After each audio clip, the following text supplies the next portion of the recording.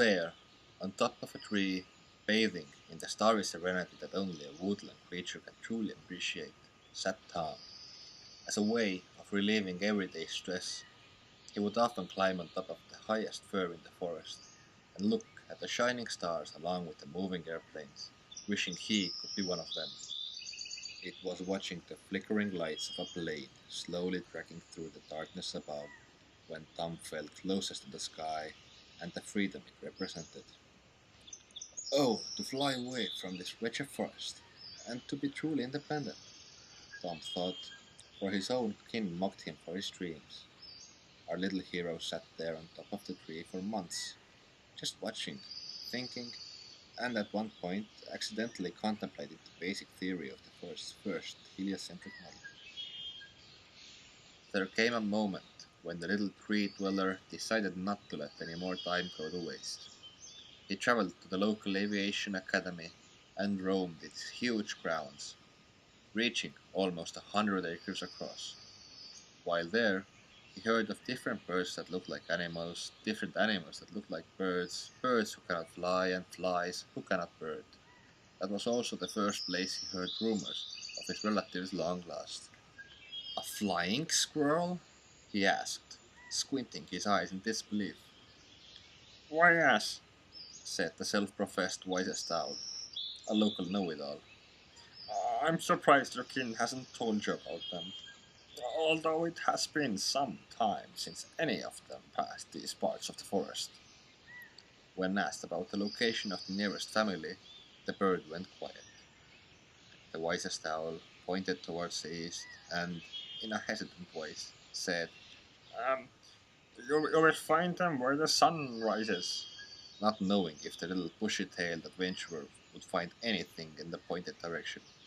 By the time Tom turned around, the owl had flown off.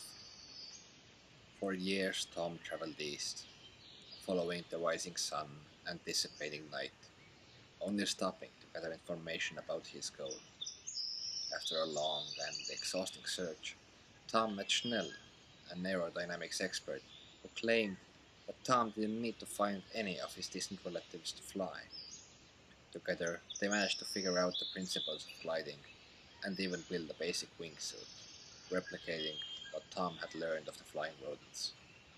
Made up mostly of feathers and pieces of plastic bags, the glider kinda looked like a diseased bird. Together with Schnell, they managed to carry the contraption to the top of the highest tree. Tom was set on flying, so moments after reaching the top, he squirmed in the glider and went off the furthest branch he could find.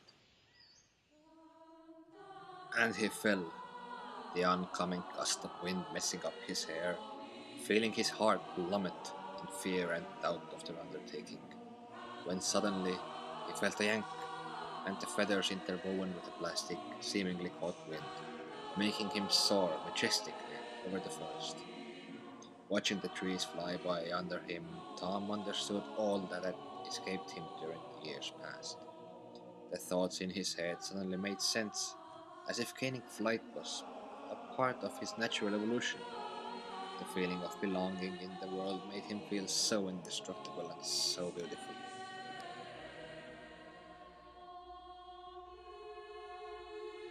Sadly, the passing hawk that had mistaken the free-falling rodent for a bird didn't quite agree with Tom. Feeling the plumage of the caught prey slipping from her talons, the hawk secured her grip, breaking Tom's glider, sending him into a free fall once again. His last thoughts before hitting the ground were surprisingly pragmatic for a squirrel falling 50 meters a second. In order to reach his goal, he had to battle not only those closest to him, but the pure, raw power of nature itself. And it felt good, the battle, and the fact that, even if only for a moment, he